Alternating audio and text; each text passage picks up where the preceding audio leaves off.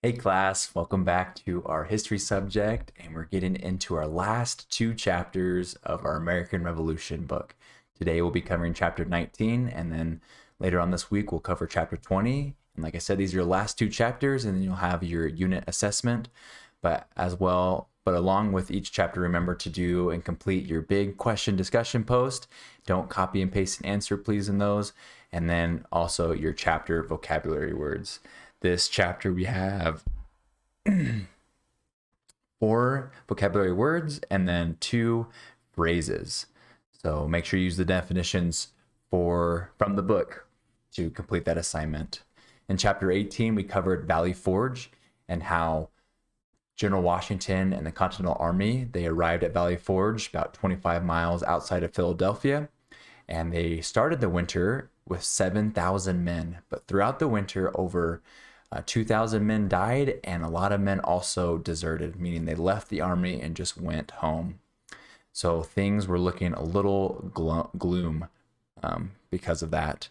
But at the end of the chapter, we talked about how there was Marquis Lafayette, who came and was a great drill sergeant and was helping the army, the Continental Army, train and become better soldiers.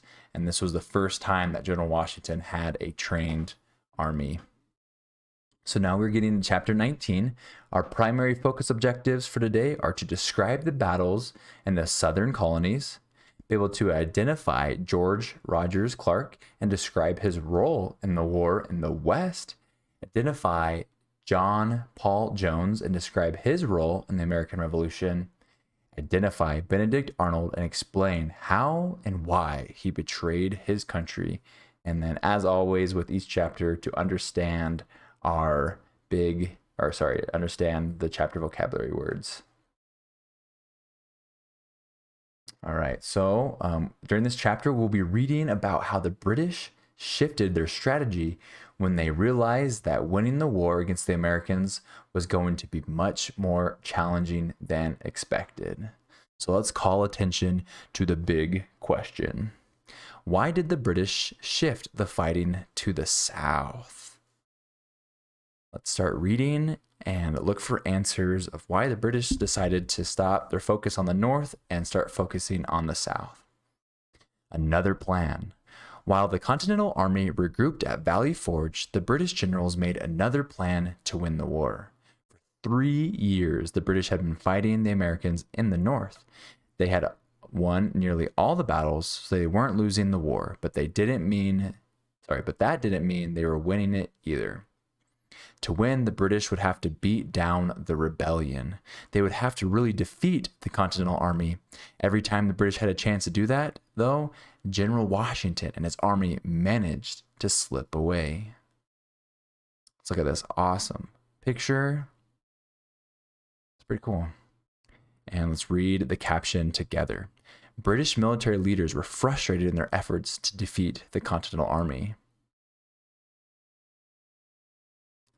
Continue to follow along with me.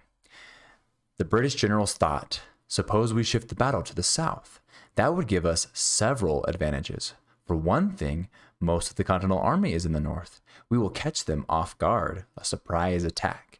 Also, there are many loyalists in the south, including enslaved African Americans. They will help us with food and supplies.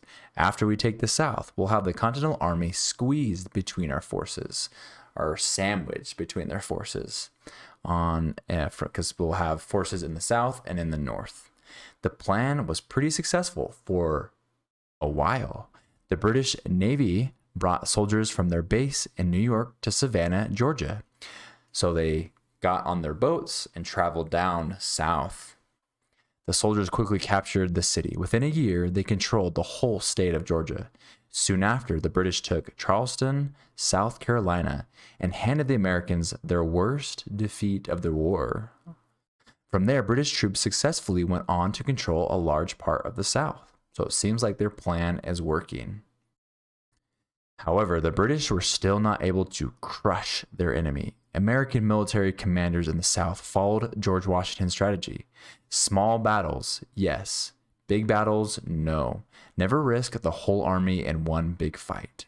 Also, Southerners knew their land better than the British did, that home field advantage. They set up secret bases in the swamps of South Carolina. Now let's pause and read our first vocabulary word. What is a swamp? A swamp is a wet, marshy area where water collects. Let's just pull up a picture of swamps really quick. There you go. So they're setting up in swamps like this. Kind of grosses me out a little bit. Okay.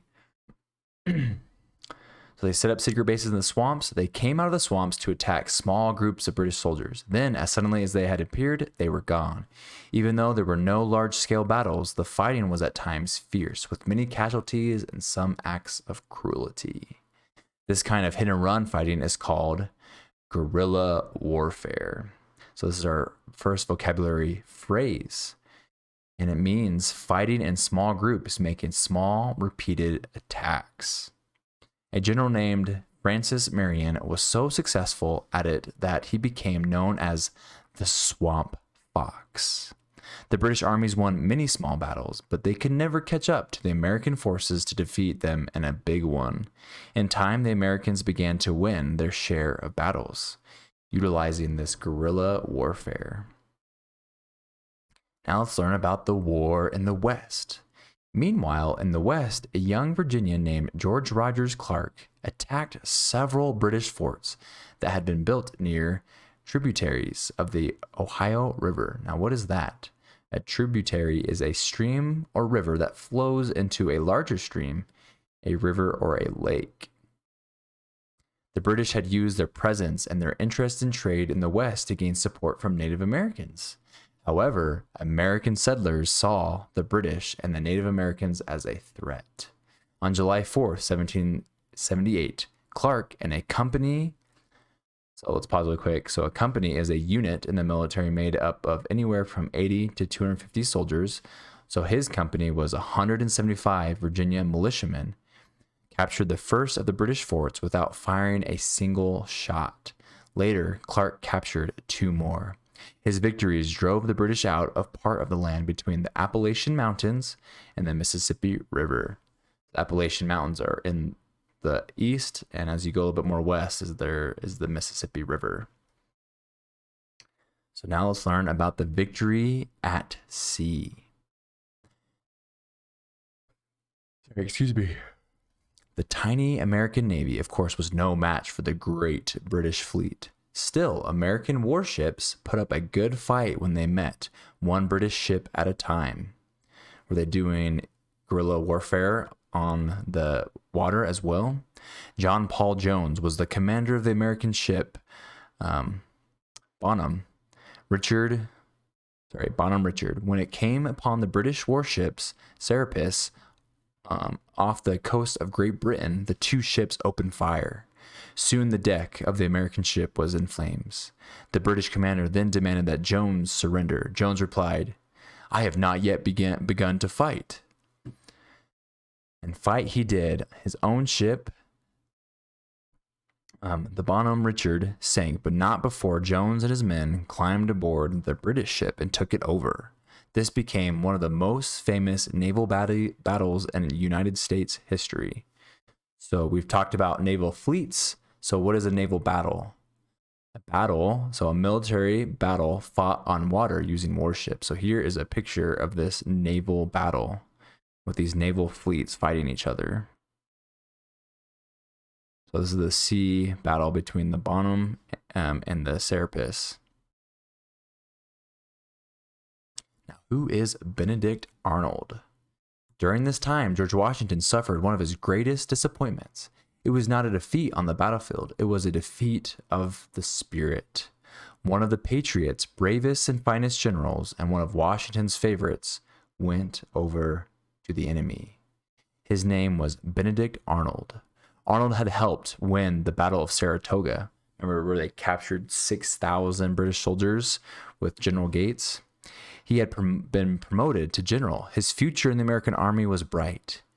In 1780, General Washington placed Benedict Arnold in command of West Point, a fort on the Hudson River. Despite his success, Benedict Arnold did not feel appreciated enough. He also liked to spend more money than he could afford on luxuries. So in exchange for a large sum of money, Arnold agreed to turn over West Point to the British. And this is close, right? Remember, Britain's great master plan was to kind of take over the Hudson. The plot was discovered in time, but Arnold himself escaped and joined the British forces. Americans were shocked to learn of Benedict Arnold's treason. Okay, so treason is our last vocabulary word, is disloyalty to a country by helping an enemy. So Benedict, as we learned, was he was a good commander, but he just wasn't being recognized, or he didn't feel like he was being recognized, and so he committed treason and left the American army to serve the British. So before we end, let's go over the big question. Why did the British shift their fighting to the south? So some key points and hints to help you with this is that they've been fighting in the north for so long, and they decided to go to the south where they could rely on the support of who lived in the south that would support the British. And then once they conquered the south, what would their forces in the south and the north do? So that should help you answer the big question. That is chapter 19, and I will see you all in the last chapter, chapter 20, and I will see you in that next lesson.